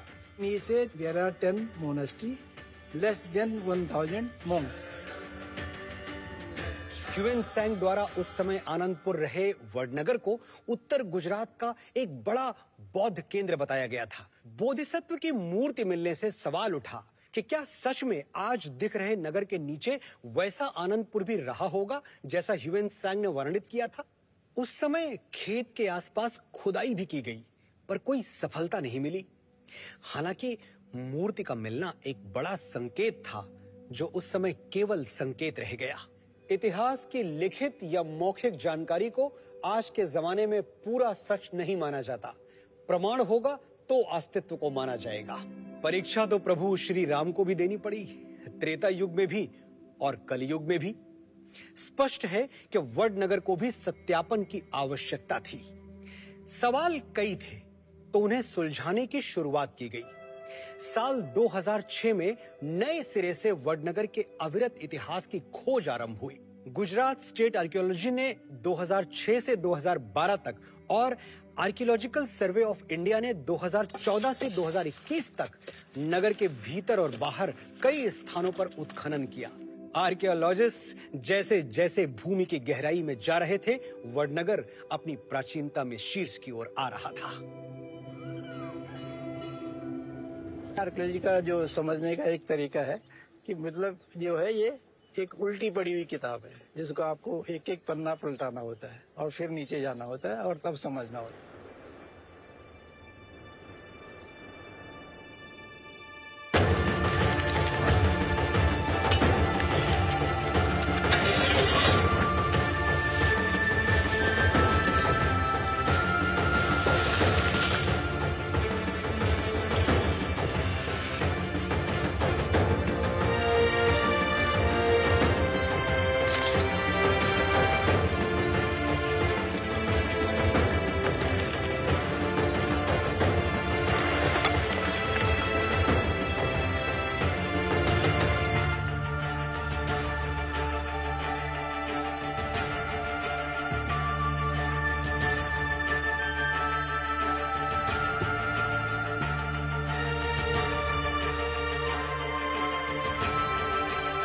वर्षों के उत्खनन के बाद भी ये पता नहीं लगाया जा सका कि इस नगर पर मानव जीवन की शुरुआत का समय क्या हो सकता है, क्योंकि इस भूमि ने आर्कियोलॉजिस्ट को अपनी सतह में एक सीमा तक रोक कर रखा। नगर की जो मूल जहाँ पर स्थापना हुई काफी नीचे है, अभी भी पानी में दबा हुआ है। वर्जिन सॉइल तक ना पहुंच पाने का मुख्य कारण था हाई वाटर टेबल। आप नीचे कार्य नहीं कर सकते। एक तो आप 20 मीटर नीचे अगर जमीन के नीचे काम करते, हमने पंखे भी लगाए, 2-2 मोटर भी लगाए, बट पानी का प्रवाह इतना ज्यादा है तो सेक्शन कोलैप्स होना शुरू हो जाते हैं। वर्जिन सॉइल तक पहुंचना यानी मनुष्य के पहली बार यहां बसने की जानकारी का मिलना, जिससे ये पता लगाया जा सके कि वडनगर की शाश्वतता का मूल क्या है। पानी के स्तर से आश की सतह तक लगभग 2200 वर्षों के अवशेष तो वडनगर से मिले, पर कितने वर्षों के अवशेष पानी में दबे थे, केवल वडनगर की जलमग्न भूमि ही जानती थी। बिना चुनौतियों के सफलता का भी क्या आनंद। हम आगे बढ़ते हैं, देखते हैं वडनगर का इतिहास हमें समय में कितना पीछे ले जाता है। इन 2200 वर्षों के अवशेषों को 7 सांस्कृतिक कालखंडों में बांटा गया, जिसे 7 कल्चरल पीरियड्स भी कहा जाता है। एक समयावधि या कालखंड में मिले अवशेषों को संरचनात्मक शैली और सामाजिक व्यवस्था को एक कालखंड में रखा गया, और जैसे जैसे ये एलिमेंट्स बदलते गए, कालखंड भी बदलते गए।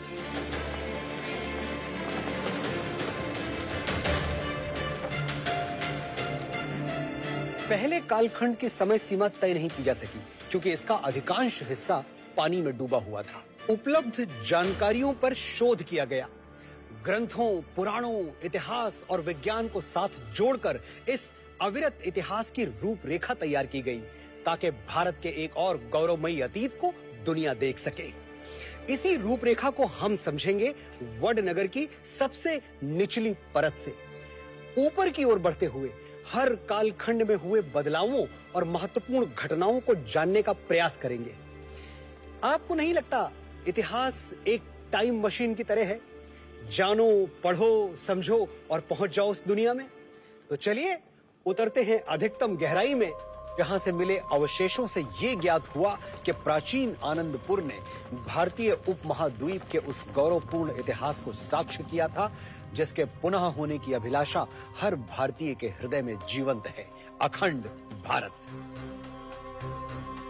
सबसे नीचे जो मिले अवशेष वो हमें लगभग मौर्य काल के संरचनाएं मिली। सबसे पहले हम लोग देखते हैं सेरेमिक, यानी मृदभांड।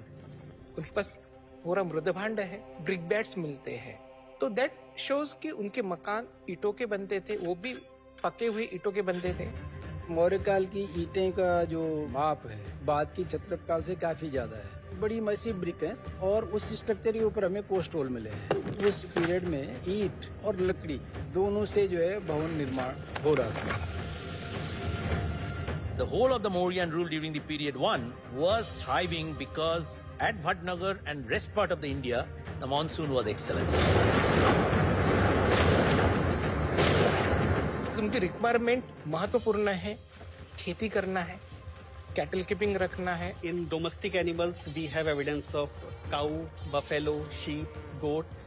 We also have evidence of birds, reptiles and fish, but the bones of these animals are very less. उनके ऑर्नामेंटेशन अलंकरण के लिए जो बीड्स मन के हम लोग कहते हैं, उनके अवशेष मिलते हैं. We do find shell bangles, very few. They were bringing it from somewhere or some local manufacturing had started. Craftsman को लाके बसाया होगा.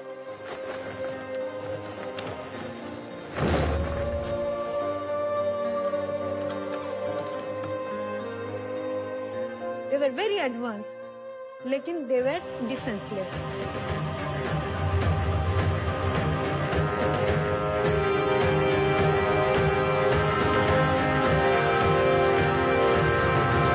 लगभग 2200 से 2300 वर्षों पुरानी बस्ती में खेती, पशुपालन और व्यापार के अवशेषों से यह निश्चित हो चुका था कि ये बस्ती और भी अधिक पुरानी है, क्योंकि किसी भी नई बस्ती में ऐसी जीवन शैली नहीं देखी जाती।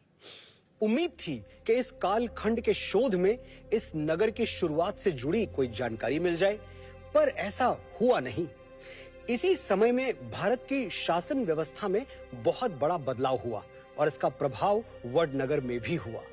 बढ़ते समय के साथ इस नगर का कद भी बढ़ता जा रहा था।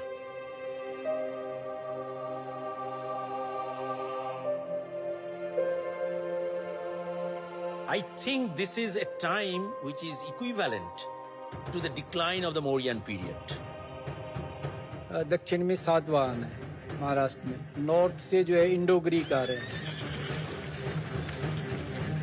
अपोलोदत्तस यहाँ पे इंडो ग्रीक राजवी के रूप में राज कर रहा था। 3 दर्जन से भी ज्यादा उसके कॉइन्स के मोल्ड मिले हैं। पंचमार्क कॉइन के एक वैरायटी मिलती है, सील मिल रही है, ये मुद्राएं मिल रही है।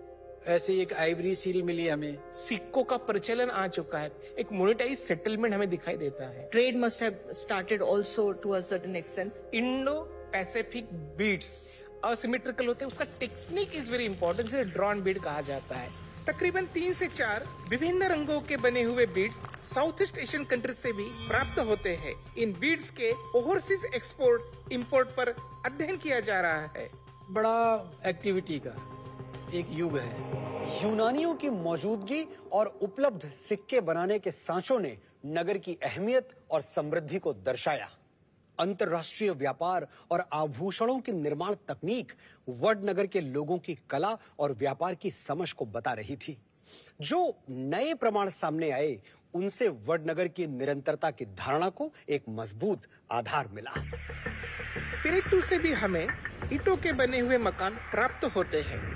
जो मकान बने हैं वो पक्के ईंट के बने हुए हैं एंड काफी मजबूत मकान बने हैं। But as they grow, there was a need to protect their settlement. उनकी सुरक्षा के लिए सबसे पहले आएगा डिफेंस स्ट्रक्चर। उसके लिए आप बस्ती के चारों तरफ एक विशाल मिट्टी का ढेर जो है खड़ा कर देते, टीला, तो वो रैम्पार्ट हो गया।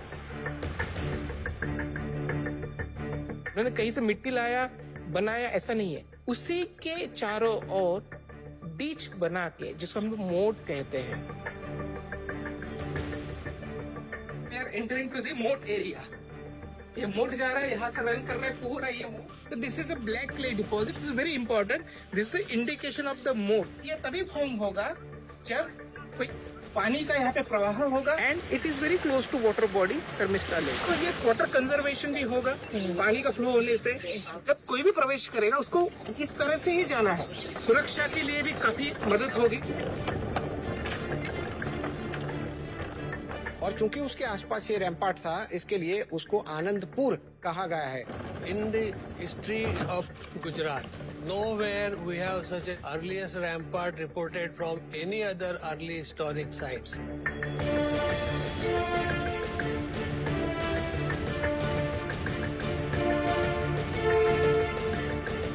बाहर से एक सामान्य नगर दिख रहा वडनगर अपनी सतह में ऐसे कितने ही रहस्य छुपाए था। इस महत्वपूर्ण खोज से इसकी झलक मिलती है। शिल्प शास्त्र और अर्थशास्त्र में एक आदर्श नगर के चारों ओर मोट और रैम्पार्ट होने की बात कही गई है और आनंदपुर के चारों ओर बनी ये रचना भी इन प्राचीन ग्रंथों में वर्णित जानकारी से मेल खाती है। बिखरे इतिहास को जोड़ना इतिहासकारों और आर्कियोलॉजिस्ट का लक्ष्य होता है। जीवन बीत जाता है, अदृश्य हो चुके इतिहास को सामने लाने में समय लगता है, पर निरंतरता में ही सफलता है। वही निरंतरता आनंदपुर में दिखने लगी थी। यह नगर वर्तमान का आनंद लेते हुए भविष्य की पुरजोर तैयारियां करने लगा था। अगले पड़ाव में वडनगर में क्षत्रपों ने दस्तक दी और आक्रमण ने भी। क्षत्र पीरियड ये वडनगर की साइट के लिए बहुत सारे मायनों में इम्पोर्टेंट है।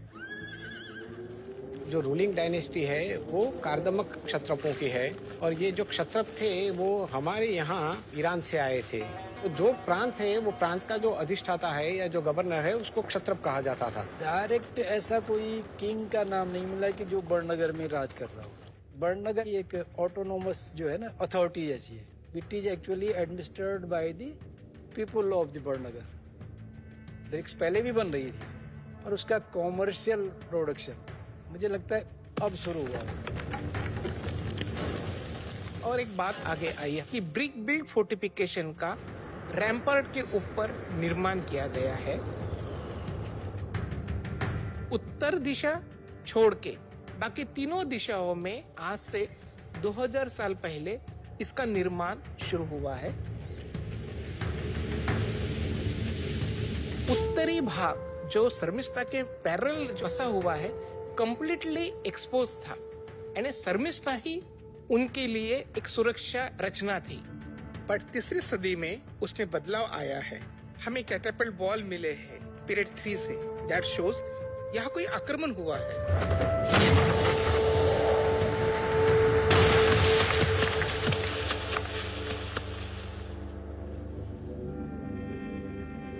तब उन्होंने महसूस किया होगा कि अब हमारे नगर को चारों ओर से सुरक्षित करना जरूरी हो गया है।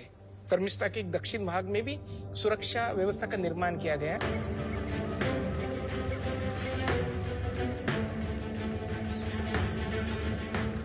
रैम्पर्ट के ऊपर बना ये ईंटों से निर्मित fortification wall 1st century CE से बना हुआ है।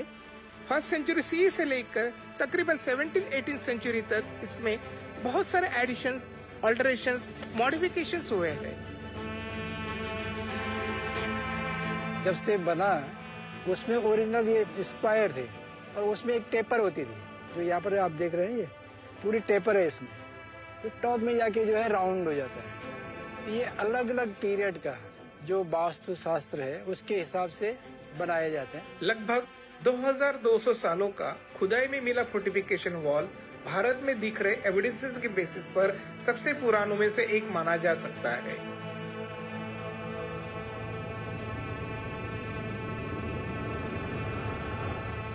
मोट और रैम्पार्ट से शुरू हुई यह सुरक्षा दीवार आज तक खड़ी है और पुरातात्विक प्रमाणों के आधार पर इसे निरंतर सक्रिय रही प्राचीनतम सुरक्षा रचनाओं में शामिल किया गया है।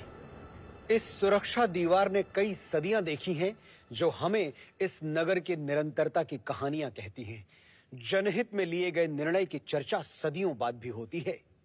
आर्कियोलॉजिस्ट द्वारा इस दीवार को जब और गहनता से समझा गया तो उसमें एक अलग आकार दिखाई देने लगा। एक और खोज नगर का मुख्य द्वार।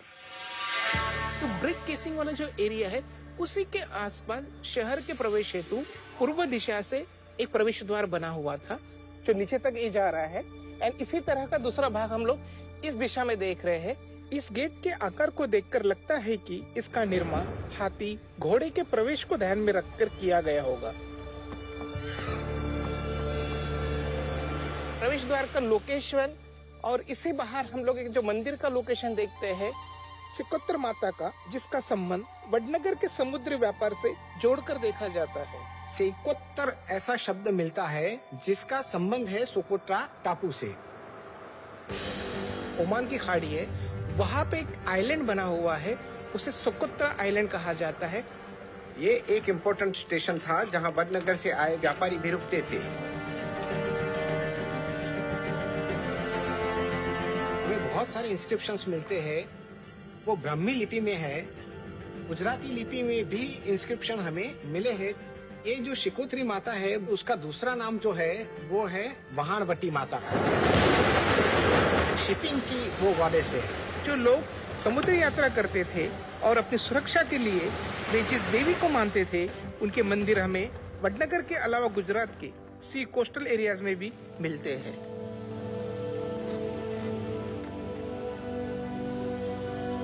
Important seaport is Bharuch.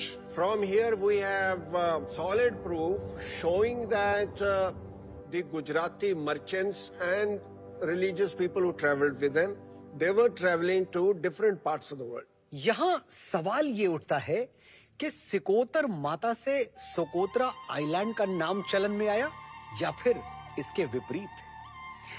संभावनाएं दोनों हैं, पर सच कोई नहीं जानता। सोचिए, हजारों मीलों दूर एक आइलैंड से एक देवी का क्या संबंध हो सकता है। अंतरराष्ट्रीय संबंध और व्यापार के साथ वडनगर निवासियों ने अपनी संस्कृति और विश्वास को संभाल कर रखा। यही संगम तो भारत को दुनिया से अलग करता है। वडनगर अपने पूरे इतिहास में किसी साम्राज्य की राजधानी नहीं रहा, पर सैकड़ों वर्षों तक आर्थिक गतिविधियों का केंद्र अवश्य रहा।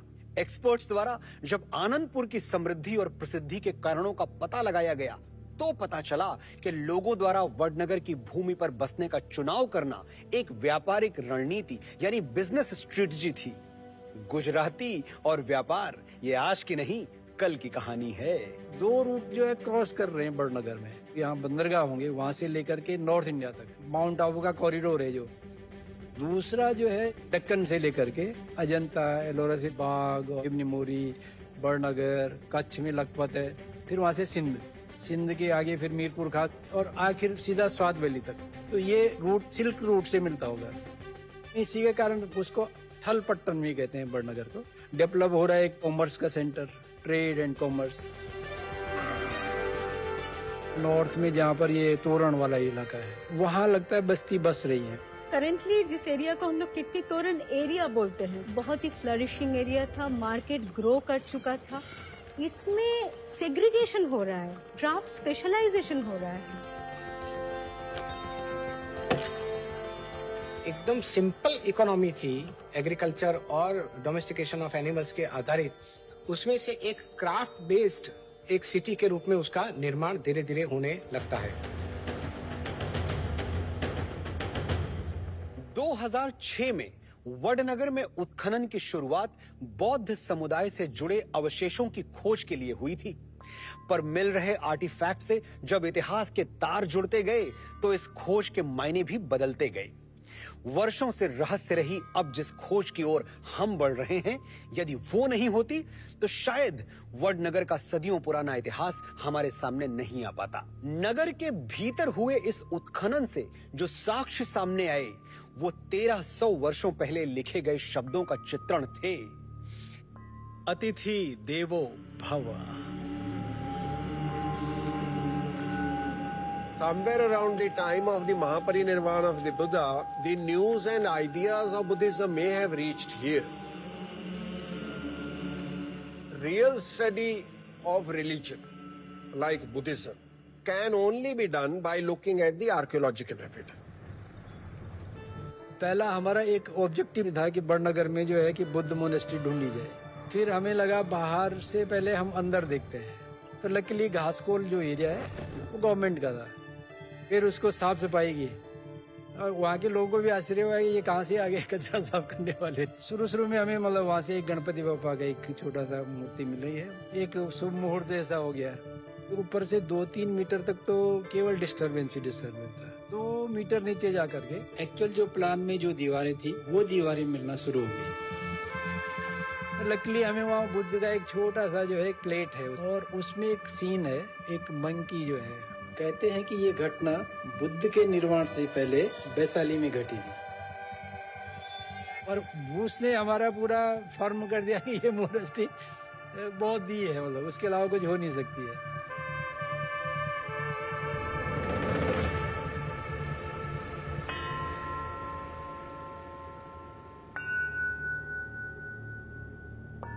3 विकास के इसके चरण मिलते हैं यहाँ पर।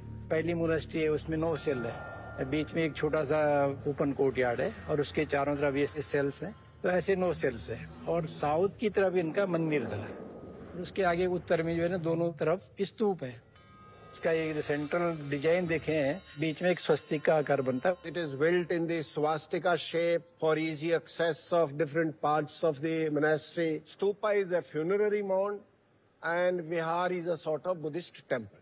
आपको मथुरा स्टाइल के भी इन्फ्लुएंस मिलेगा और गंधार का भी मिलेगा। ऐसी ही मोनास्ट्री बड़नगर से 1700 किलोमीटर दूर बिहार में वैशाली एक्सकर्शन से मिली थी। So it must have been obviously one of the most important monastic institutions in Gujarat.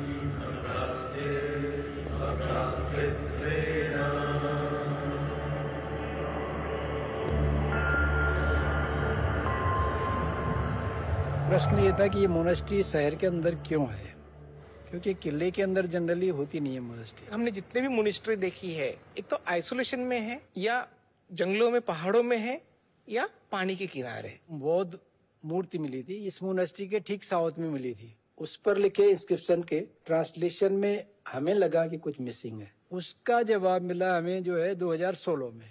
पहले जो उसका आइडेंटिफिकेशन हुआ था जो लिपि का, उन्होंने पढ़ा सम्मतिया, एक 100 होना चाहिए, फिर म होना चाहिए, पर आप देखेंगे उसको पहला भी 100 है, दूसरा भी 100 है। Inscription basically means the Samitya sect nun of Chaityakuti donated this image of the Bodhisattva to the elders of the Sangha.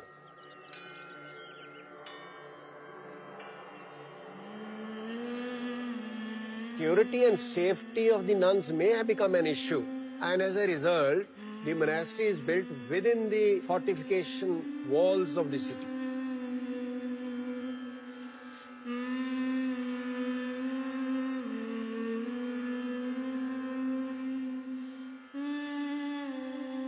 खासकोल monastery के आसपास में जब खुदाई का हमारा एक क्षेत्र था, उसमें एक कंकाल के अवशेष प्राप्त हुए पीरियड 3 के डिपॉजिट से। वो महिला के कंकाल है। इनकी जो एंसेस्ट्री है वो M36 है। M36 काफी ज्यादा मात्रा में मिलता है हमें गुजरात में, बहुत ज्यादा डीपली रूटेड है वडनगर के लोगों से। घासकोल मोनेस्ट्री भिक्षुओं के लिए बनी हुई है। उसी मोनेस्ट्री के जस्ट पास में इस तरह के अवशेष उसी लेवल से मिलना अपने आप में एक महत्वपूर्ण घटना है।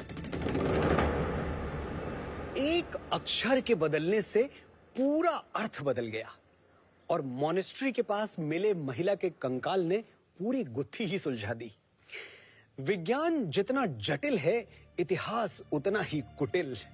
ये हमें किसी भी पल अचंभित कर सकता है। इन दोनों का संगम नहीं होता तो कभी पता ही नहीं चलता कि ये संघाराम बौद्ध भिक्षुणियों के लिए बना था। इस पहले बौद्ध संघाराम का मिलना बहुत बड़ी सफलता थी। ह्यूएन सैंग द्वारा वर्णित आनंदपुर के संघारामों की झलक वडनगर में दिखने लगी थी। बौद्ध समुदाय ने बसने के लिए हमेशा ऐसे स्थानों को चुना है जो व्यापारिक और मुख्य मार्गों से जुड़े हों और समृद्ध हों। वडनगर हर प्रकार से उनके लिए उपयुक्त था। इस सफलता ने टीम को नई ऊर्जा दी। एएसआई के प्रयासों से वडनगर की भूमि में छुपे और अवशेष सामने आने लगे। टाउन के उत्तर पूर्व दिशा के कॉर्नर में शर्मिष्ठा के किनारे शहर के पेरिफेरल एरिया में ईंटों से निर्मित स्तूप बनाया गया है। यह आज से करीब 2000 साल पुराना है और तकरीबन 5 मीटर इसकी हाइट है। महत्वपूर्ण जो एविडेंसेस मिले हैं अगेन 34 सीलिंग यानी मिट्टी की बनी हुई मुद्रांक, जिसमें नमः सर्वज्ञाय लिखा हुआ है। देवनी मोरी के महास्तूप से जो रिलिक कास्केट में उनके जो एविडेंसेस मिले हैं, उस रिलिक कास्केट को हम देखते हैं, उस पर लिखे हुए अभिलेख की शुरुआत नमः सर्वज्ञाय से होती है, यानी सर्वज्ञ को नमन। तो उस तरह के सीलिंग वडनगर से प्राप्त हुए हैं।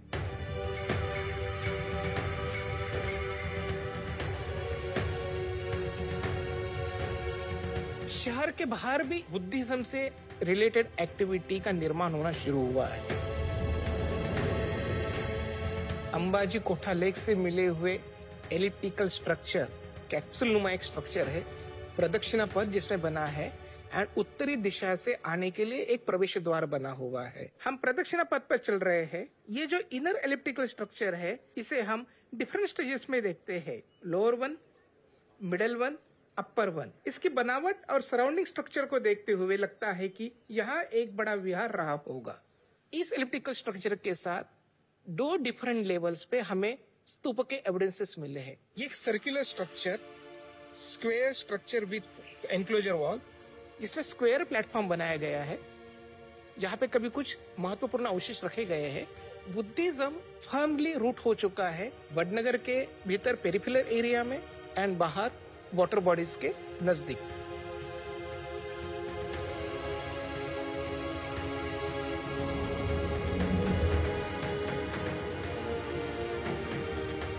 जिस तरह से हुएनसंग ने 10 संघाराम के बारे में बात किया है, एक ही जगह पे इतने सारे संघाराम की संख्या होना, इसकी खोज बाकी थी। 2000 वर्षों पुराने बौद्ध धर्म से जुड़े अवशेषों ने आज वडनगर को वैश्विक स्तर पर एक नई पहचान दी है। वैसी ही पहचान गुप्त साम्राज्य ने अपने शासन के दौरान भारतीय उपमहाद्वीप को दी थी। उस समय को भारतीय इतिहास का स्वर्णिम काल कहा जाता है। वडनगर गुप्त काल को छूता हुआ आगे बढ़ रहा था और नागर समुदाय वडनगर की ओर। मैत्रक राजवंश आरंभ हुआ और धर्म के साथ साथ ज्ञान का भी वडनगर ने मुट्ठी खोलकर अंगीकार किया। मैत्रक जो थे वो गुप्तों के वेसल्स थे, लेकिन बाद में वो लोग, जब गुप्तों की पावर कम हो गया तो वो सब स्वतंत्र बन गए। मैत्रक पीरियड में ऐसे 18 दान पत्र यानी लैंड ग्रांट हैं, जिनमें 6 में आनंदपुर का नाम है और बाकी में आनंदपुर का नाम है। जो आनंदपुर का ब्राह्मण है उसको दान दिया जा रहा है। ये समय ऐसा है कि जहाँ अलग अलग जगह से अलग अलग धर्म के लोग आके रहना उन्होंने शुरू किया है। अफगानिस्तान के वहाँ पे एक खैबर पख्तूनख्वा की एक प्रजा है, कलश प्रजा जिन्हें कहा जाता है, गुजरात में आए और वडनगर में आके बस गए। ये जो ब्राह्मण थे आनंदपुर के, वो नागर ब्राह्मण थे। जब ये लोग नगर में रहने लगे और जब नगर से बाहर निकल के और जगहों पे गए, तो नगर से आए हुए लोग, मतलब नागरों का एक प्रतीक है जिसे कलम, कड़छी और बर्छी कहते हैं। नागर विद्या में पारंगत थे, वो सरस्वती पूजक माने जाते थे। बर्छी ये बहादुरी का सिंबल है। नागर खाना बनाने की कला में भी निपुण होते हैं, तो ये कड़छी ये उसका सिंबल है। शिव उपासना उनका सबसे बड़ा धर्म रहा है। हाटकेश्वर ये उनके इष्ट देवता माने जाते हैं।